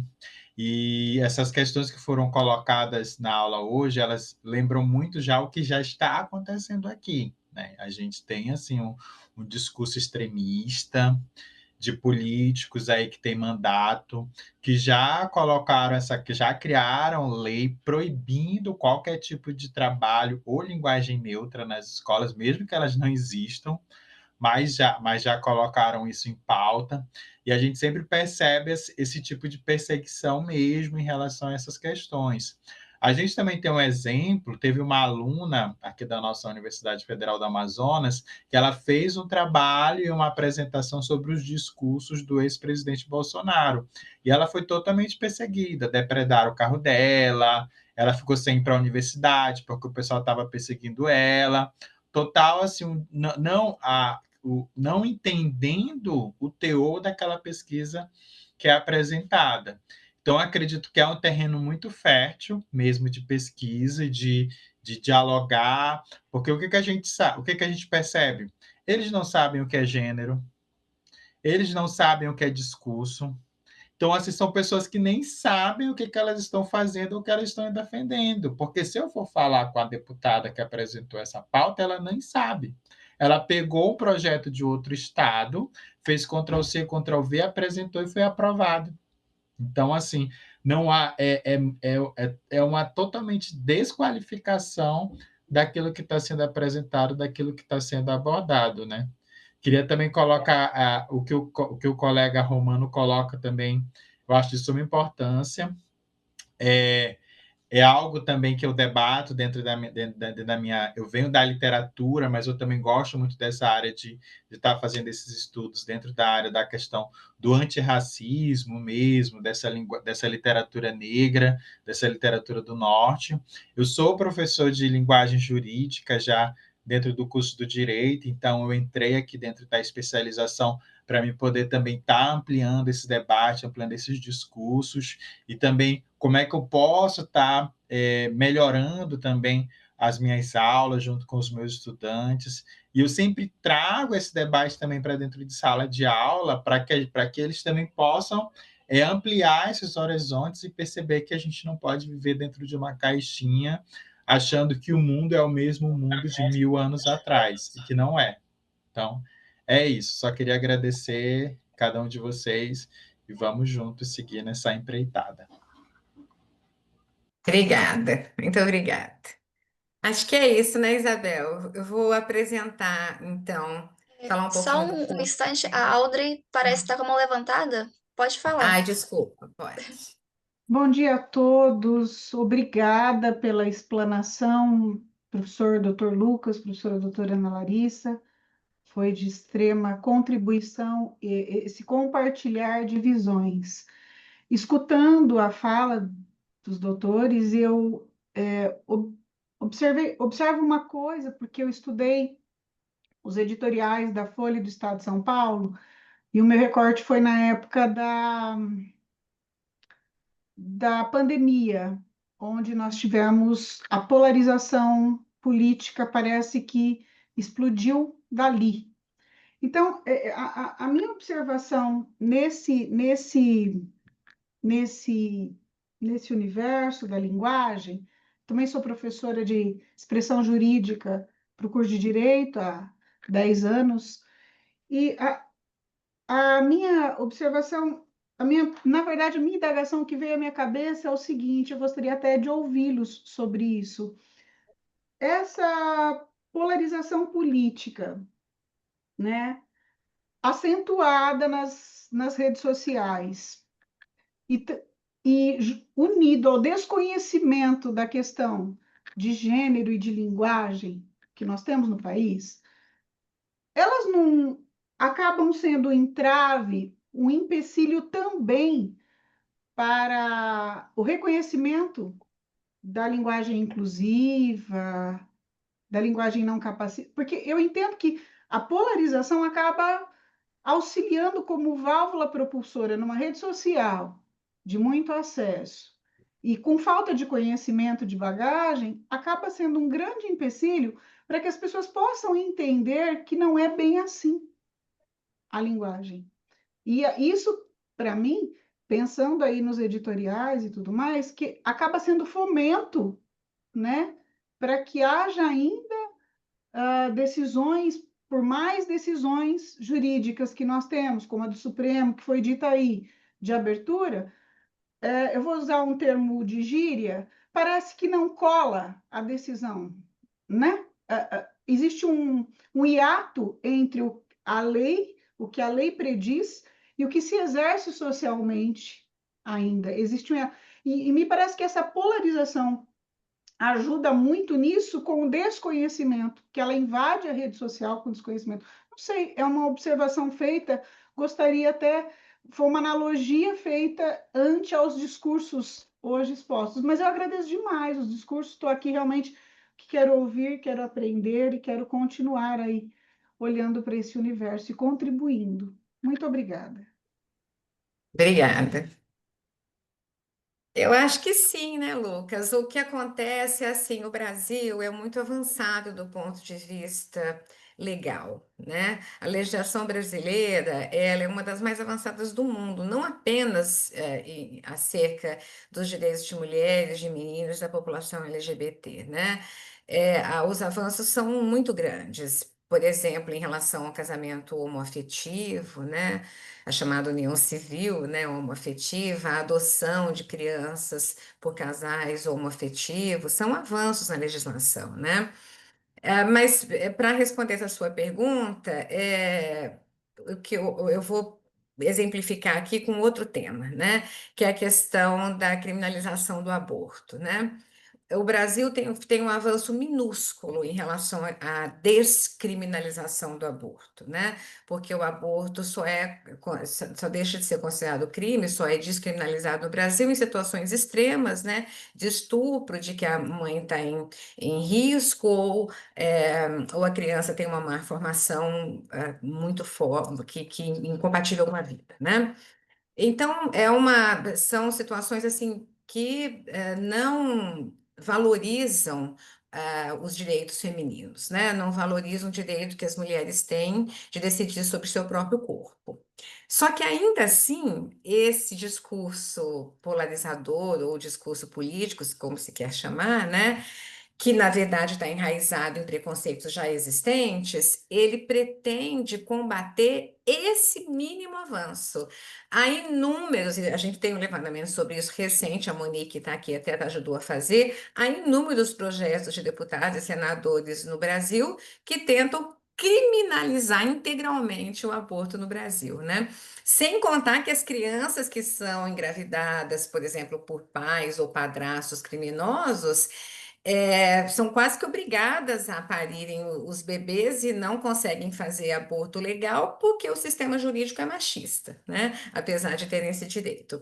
Então, eu acho que sim, né? É claro que sim, mas o que a gente pretendeu mostrar e você tem toda a razão na sua observação, a nossa questão é assim, eu acho que é o que o Lucas falou um pouquinho, né? É o como isso se dá linguisticamente. Quais são as ferramentas linguísticas, no seu caso, nos editoriais, né? No caso do Romano, por exemplo, no discurso antirracista, né? No nosso caso, no discurso, na defesa de um discurso que valoriza a expressão de gênero. Então, a nossa questão é como que esses aspectos se constroem linguisticamente, né? É essa que é a questão. Porque o que acontece é que as pessoas sempre são preconceituosas. Eu tenho preconceito, você tem, todos nós temos, né? Mas é papel do Estado moderar e não permitir que esses preconceitos se tornem ações de fato de discriminação, né? Se você acha que você não tem preconceito, só isso já é uma fala mais à direita, né? Já é uma fala mais conservadora. O normal é ter preconceito, mas a gente tem que saber entender e monitorar, e talvez tentar lutar por inclusão, no nosso caso, por meio da linguagem, né? A gente também pode considerar, acho que você também já respondeu, Auli, quando você falou assim, porque não conhecem o que é gênero, o que é discurso, né? Então, se eu não conheço, o que que eu estou discutindo, né? Eu estava pensando aqui naquela analogia do Dom Quixote, né, enfrentando os monstros, né? Quais são esses monstros que a extrema-direita enfrenta? Que são inexistentes. Ah, vamos combater a ideologia de gênero nas escolas, o banheiro unissex na escola. Isso existe? Eu estou em sala de aula há uma década, né? Eu nunca vi, estou esperando o kit gay chegar até hoje, ele não chegou para a gente. Mas por quê? Que eles fazem isso? Porque são bandeiras políticas, né? É muito fácil você levantar uma bandeira que é um monstro, a ideologia de gênero, a linguagem neutra, o banheiro unissex, porque ela é visível, ela é vistosa, você capta a atenção de todo mundo. Mas ninguém sabe o que que é, ninguém se questiona. O campo progressista, ele discute o que que é gênero, linguagem, inclusão, né? A gente coloca em pauta, tá? Como que a gente pode promover a inclusão desses grupos minorizados? A gente discute. Só que tem um campo que não discute, né? Levanta bandeiras monstruosas para falar, olha o monstro aqui, vamos combater. Mas se você perguntar o que é linguagem inclusiva de fato, o que é incluir, não sabe definir, né? Então, realmente, esses embates, eles prejudicam porque a gente não propõe a discussão. A gente está no embate, é o que eu falei, a disputa o tempo todo, a disputa linguística, né? Então, eu vou fazer uma lei que proíbe o uso da linguagem inclusiva. Aí vem o STF, faz lá, derruba a lei, né? A gente fica nesse jogo. Mas em nenhum momento a gente está discutindo o que que é essa bendita dessa linguagem inclusiva, né? Então a gente não investe o nosso tempo, o nosso conhecimento para se debruçar e discutir sobre uma demanda real, né? Que a sociedade necessita aí. Porque a gente tá nesse processo de ocupar o espaço, né? A gente está no processo de ocupar, na verdade, captar o discurso para si, né? Se tornar visível, né? Ser visibilizado aí. enquanto a discussão real não é feita, né? Então a gente precisa realmente discutir por que que tem essa necessidade de inclusão, né? Por que que a lei precisa abarcar esses grupos, né? E quando ela faz isso, o que que ela está fazendo de fato? Ela está reconhecendo a identidade, a existência, as demandas, né? Ela também está seguindo aquilo que ela mesma diz, né? Que eu estou assegurando direitos e deveres para todo mundo, todos e todas, né? E é isso que a gente tem que pensar, mas acho que a sua própria pergunta já contemplou de certa forma a resposta, né? Não entendem, não sabem e propõem uma caça às bruxas, né? Não existe o dragão, não existe o monstro, não existe a bruxa para caçar, mas é muito mais palatável criar um inimigo monstruoso no imaginário popular, porque aí, se você não tem nada para combater, mas você fala que você está combatendo, parece que você está trabalhando, né? Então é muito fácil falar assim: nossa, eu criei uma lei que proíbe o uso da linguagem neutra nas escolas, mas ninguém está usando a linguagem neutra, ela não chegou lá. Ah, eu criei uma lei que proíbe o banheiro unissex, mas ninguém pensou no banheiro unissex, não está acontecendo. Então fica parecendo que tem um campo que está trabalhando demais, está fazendo muita lei, muito projeto, que está atuando demais. Mas quando você vai ver uma atuação, né, assim, atuando em quê? Né? Em coisas que não existem, né? Então, a gente precisa realmente propor as discussões, igual a gente está propondo aqui, né? A gente, eu, Ana, aqui com o nosso trabalho, vocês com os trabalhos que vocês vão produzir, porque são discussões necessárias, né, que estão colocadas aí, são urgentes, né? Igual o Johnny falou, aqui na minha região, esses projetos estão aparecendo o tempo todo, né? E a outra copiou e colou de um outro estado, mas não sabe nem o que que fez. Então, as intervenções na legislação estão acontecendo, não do jeito que precisam, né? Porque esses projetos não são intervenções que servem a ninguém, não servem a nada, né? Proibir o uso de língua que nem estava sendo feito, aí eu falo da linguagem não binária, né, especificamente, é, que foi um ponto muito que a extrema-direita usou, não está sendo feito, não está sendo pensado do jeito que eles acham que é, que eles acham, eles pensam que é assim, mas não procuram saber, né? Então é importante que a gente discuta, debata mesmo, para que o real debate, a real discussão chegue a quem tem que chegar, né? Até para que aconteçam coisas igual o STF proibiu, né? Os projetos lá que barram a linguagem neutra, mas a questão não é nem essa, né? Porque a preocupação maior não era o professor ensinar a linguagem neutra em sala de aula. A gente não está falando disso, né? Mas acaba que tem uma reação, né? Infelizmente precisa ter uma reação nesse campo de batalha e caótico e de histeria coletiva, né? Então a gente acaba tendo que combater coisas que nem precisaram ser combatidas, né? Mas enfim, é o jogo que está sendo colocado aí para a gente. Obrigada. Então é isso, Lucas. Eu acho que eu vou ficar um minutinho para falar um minutinho só das próximas disciplinas com eles, então você já está liberado. Muito obrigada, querido, por mais essa parceria. Ó, eu que agradeço, Ana, pelo convite, né, pela confiança, pela nossa parceria de longa data, tá? Pessoal, bom curso para vocês. Precisando, né, tem o meu e-mail aí. Vou mandar os slides também para serem compartilhados. Qualquer dúvida, estou disponível aqui. Se precisar, pode entrar em contato comigo, tá? Bom restinho de sábado para a gente, bom final de semana e obrigado. Obrigada. Gente, então eu vou. Isabel vai projetar as disciplinas que vocês vão fazer a partir de agora, né? Já no segundo semestre de 2025. E aí, se vocês tiverem alguma dúvida sobre o curso, eu vou falar rapidamente sobre a organização do curso, lembrando a vocês que tudo que eu falar aqui, de uma maneira muito rápida, porque eu sei que todos já estão cansados, tudo que eu falar aqui pode ser encontrado nas nossas mídias, especialmente no nosso site e no nosso Instagram. Se vocês forem no site, no menu, tem um menu que chama Organização do Curso, Estrutura Curricular, e lá vocês têm avaliações, todas as informações sobre o curso estão detalhadas no nosso site. No nosso Instagram também, mas acho que no menu do site é até mais fácil. Então é só digitar linguagem jurídica, fale o FMG, que vocês encontram o site, certamente todos fizeram isso ao se matricular, né? E aí vocês têm as informações. Mas basicamente o que acontece é que as disciplinas elas são oferecidas em módulos de 45 horas, né? E elas são oferecidas por meio de atividades síncronas, que são as aulas ao vivo que acontecem das 10 às 12 aos sábados. mas essas aulas são gravadas de forma que, se os alunos por alguma razão não podem participar da aula ao vivo, eles podem assistir em qualquer outro momento depois. E as atividades assíncronas, que são leituras, exercícios, roteiros de atividades que os professores postam no ambiente virtual de aprendizagem para os alunos desenvolverem ao longo das semanas de aula. E aí os professores normalmente deixam alguma atividade entre essas que valem nota, né? E aí a decisão cabe ao professor, mas em geral eles pedem que vocês façam análises textuais, relatórios de aprendizagem, mini estudos de caso. E aí essas atividades então são pontuadas e o professor tem até o final daquele semestre para lançar a nota.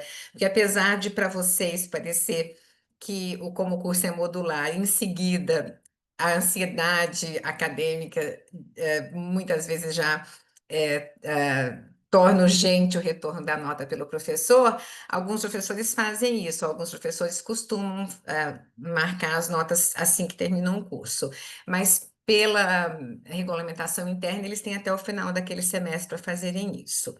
Em geral, fazem antes, mas podem fazer só no final do semestre. E o curso tem uma tutora comum, contínua, que participa de todas as aulas síncronas, administra todos os ambientes virtuais, que é a Isabel Pessoa, que está aqui presente, e tem também alguns tutores pontuais que podem, às vezes, ser relacionados para os professores, mas do ponto de vista interno, administrativo. Na relação com os alunos, a tutora única de todas as disciplinas é a Isabel Pessoa. Então, ela faz essa mediação entre vocês, alunos, e os professores. Aí eu sou coordenadora junto com o Luiz Francisco Dias, né? E tem também a secretaria, que é a Carla França, que não está aqui presente, mas é a pessoa que dá o apoio acadêmico, que faz as matrículas, que emite ofícios de declarações, né? Ela cuida, ela organiza internamente o curso na universidade. Nós não temos atendimento telefônico e nem presencial, pela razão do curso, porque os alunos são do Brasil todo, e a gente tem até alunos que moram fora do Brasil. Mas tem o WhatsApp, tem e-mail e a gente responde com rapidez e atende vocês em tudo que vocês precisarem. Então, eu acho que eu vou mostrar para eles as disciplinas, não é, Isabel? Você quer projetar aí? Acho que vocês conseguem ver agora. Ah, já era para estar vendo? Eu não estava vendo. Eu coloquei agora, dá para ver? Ou não? Agora foi. apareceu para mim. Então, a gente vai mostrar agora as disciplinas. Você pode até ler, Isabel, é melhor você ler aí para mim. A Isabel vai ler para vocês as disciplinas, porque aí você vai mexendo e lendo, senão tem que falar passa, passa. A Isabel vai bem. mostrar, a Isabel vai mostrar as disciplinas do próximo semestre, que é o 2025/2. As disciplinas para o semestre, porque quem está entrando agora vai fazer, obviamente, o 2025/2 e o 2026/1, né? As disciplinas de 2026/1 também já foram organizadas, mas nós não vamos mostrar agora porque é uma sobrecarga de informação, né? Então, vamos mostrar só do semestre que vai se iniciar agora em agosto. Pode ler, por favor, Isabel.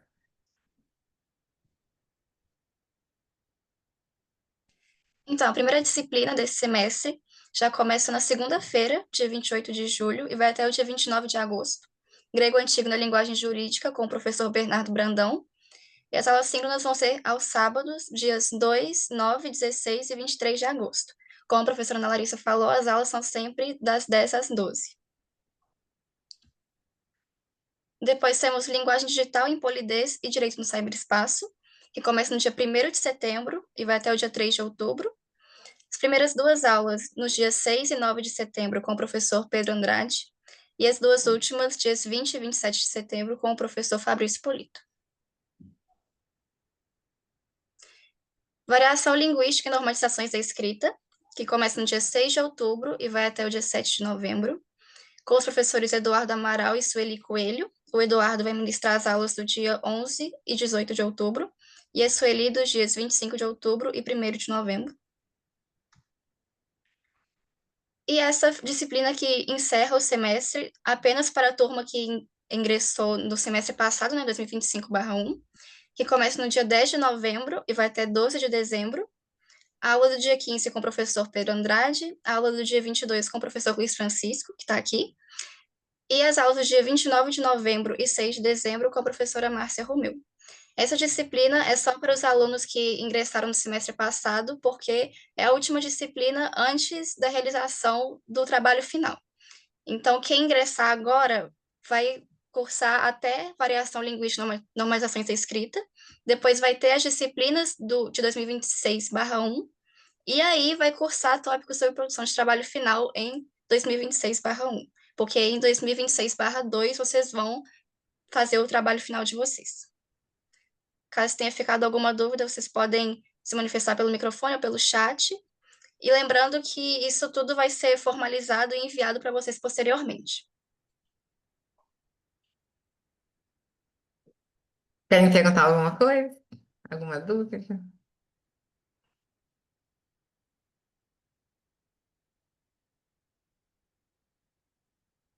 Tem alguma dúvida no chat, Isabel? Acho que não, né? Não, acho que não. Esse, Pelo visto, não. Ah, e o Romano está aqui nos elogiando, a gente agradece.